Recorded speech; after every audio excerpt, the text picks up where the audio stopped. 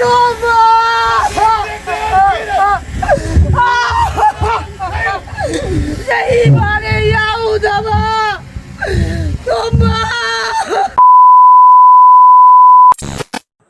mayam nuksijarabu maitai sinina khudingmakpu taramna okjari ado mayam asidi yamna pukning nuksiba numit ama khangni akoigi Manipurda thokliba irangse horakpa adwaida sugunudagi khoirom Romario maitai ko mahakna lekhidabado mayam asi chahi phare ado mahaki ningsing thorong asi pangthokre mayam adugi video matek khara mayam da share tawjaramge mayam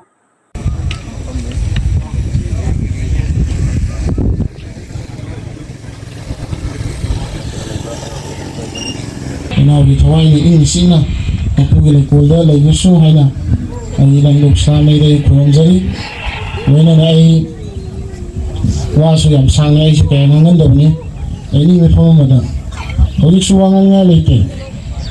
Was it like Eva or Eva Pio Masida Kadore Haikanda?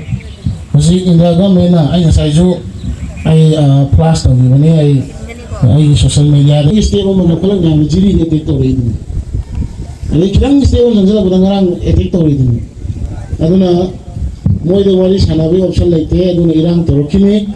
Aku mau itu juga nanti waris hanabi zukin itu ngamni, lando zukin itu ngamni. Nggak mau itu sih ngamni.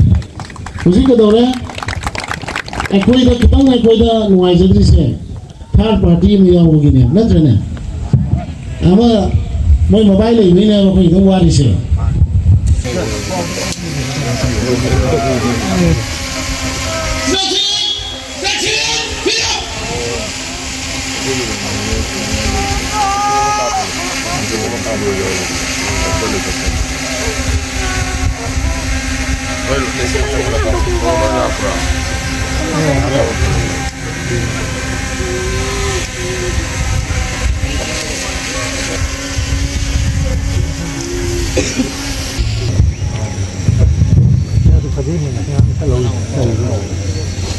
Masing apa di masing berada sekitar tahun sama sekitar.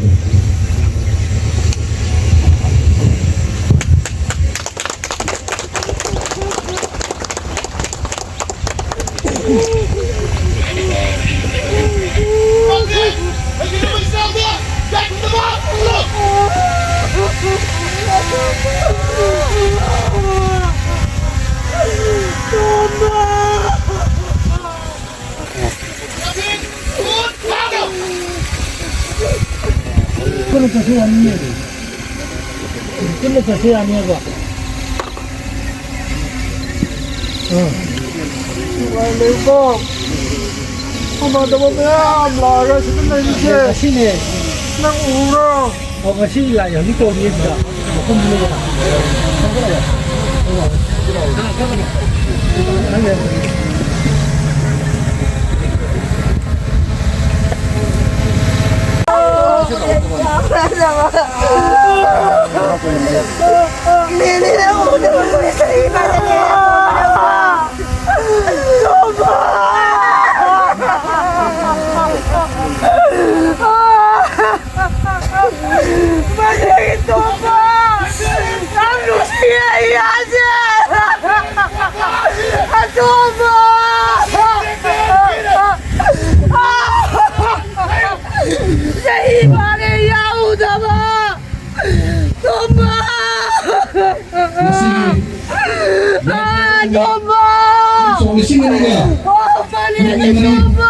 Kau dah macam hipare.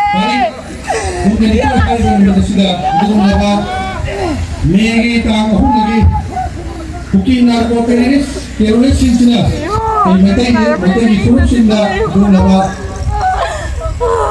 dan kalau sudah langkah apa apa ni mungkin itu sini apa matung kembali lagi ngasih ya kalau lebih ngasih dah langkah menteri from Pak Syarul Lapang sudah alam baik gol atau belami pun makulun nila maybe dia ba ahal lain roh laman isesal kai pun makulun nila kai pun sida masih pun sida pantuk cari mayam sathina nuaite athobagi thawai mirena lairamlenda ingna signa leibo oisanu mahaki thawai na ingna signa leinabagi damata akhoi mayam punna isorgi mafamda thongni minasi aduga akhoi hoje huji manipur gi irang sida thodam sauna law biri bako arambai tengol gi ibung korongan bakuman busu na sana bangladesh tagi ipokno puram jari ibung gi timna tawru bathaba khuding makta mangol oibo oisan bang thau sana mahi aduga ibuda pakhamba anina ibungi damakta thongna pangal halan bidaba imaleba manipur se kanbada ibung na lawriba phirep to adumak phangboy sano kanglai pakne yai phare